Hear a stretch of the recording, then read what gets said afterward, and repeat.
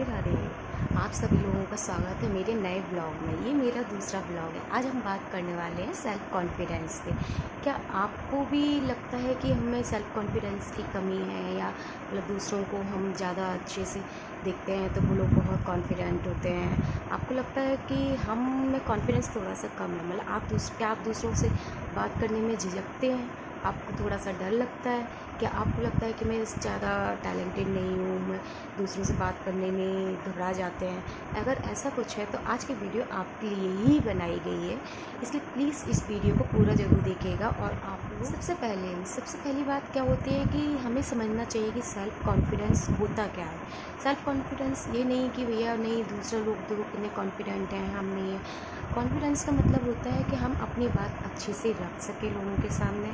Perfect मतलब देखो, हर कोई इंसान तो परफेक्ट नहीं होता है, मैं भी परफेक्ट नहीं हूँ, ना ही और लोग भी परफेक्ट होते हैं। बस हम लोग अपनी धीरे धीरे अपनी कमियों को, किसी की दूसरे की कमियों से सीख के ही हम अपने आप को आगे मतलब इम्प्रूव करते जाते हैं। इसी वजह से हमें कॉन्फिडेंस आता है। हम जल्दी मतलब एकदम से जल्दबाजी से हमें कोई डिसीजन नहीं लेना चाहिए। जैसे हम एकदम से हो जाते हैं कि डिसीजन ले लेते हैं, ऐसा नहीं करना चाहिए। इसलिए एक्सेप्ट करना चाहिए कि हाँ, हमें कुछ कमियाँ हैं, हमें अपने आप को साबित करना चाहिए। कभी ना कभी डरा हुआ महसूस हम करते हैं, हर बार महसूस करते हैं, ऐसा नहीं कि हम कभी कभी करते हैं, हर बार महसूस करते हैं। इसलिए प्लीज़ हमें अपने डर के बावजूद भी हमें आगे बढ़ना चाहिए और अपनी कमियों को और अपनी अच्छाइयों को एक्सेप्ट करना चाहिए कि हाँ, हम में ये कमी है, हाँ, हम ये लोगों से और अच्छे हैं। और इससे और दूसरी बात सबसे मोस्ट इम्पॉर्टेंट, हमें अपनी तुलना दूसरों से नहीं करनी चाहिए।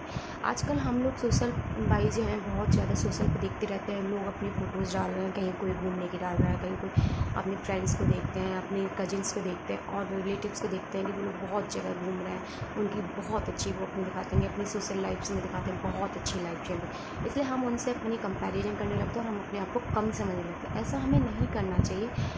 क्योंकि हम हर किसी की लाइफ अलग अलग होती है। हमें किसी की तुलना किसी से नहीं करनी चाहिए, ना ही हमें अपनी तुलना किसी और से करना चाहिए। मैं अपनी ही बताती हूँ, मैं अब रील चलाती रहती हूँ तो देखती हूँ, अरे वो वहाँ जा रहा है, अरे वो वहाँ कर रही है, अरे वो जॉब कर रही है। मैं भी पहले इतनी ज़्यादा मतलब डिसअपॉइंटेड हो जाती थी, कॉन्फिडेंस मेरा पूरा गिर जाता था। मैं तो एक हाउसवाइफ बन के रह गई हूँ, मैं कुछ नहीं कर पा रही हूँ, ये मतलब बहुत सारी चीज़ें होती। देखो, हर किसी की लाइफ अलग होती है। ऐसा ज़रूरी नहीं है कि वो जो दिखा रहे हैं लाइफ में उनकी वैसी हो, उनकी लाइफ अलग भी हो सकती है। क्योंकि जो रील में दिखता है, जो सोशल पे दिखता है, वो हमेशा सच नहीं होता है। इसलिए हमें अपनी तुलना कभी किसी से नहीं करनी चाहिए। तीसरी पॉइंट, हम मतलब जैसे कोई छोटी छोटी सी मतलब बातें होती हैं, जो छोटी छोटी जीत होती है हमारी, हमें उनको सेलिब्रेट करना चाहिए। ये नहीं कह रही छोटी सी बात है, इसको तो हटा देते हैं, नहीं, हम लोग उसको सेलिब्रेट नहीं करते हैं, उससे हम खुशी नहीं होती हमें, हम भूल जाते हैं, अरे ठीक है, ऐसा नहीं है।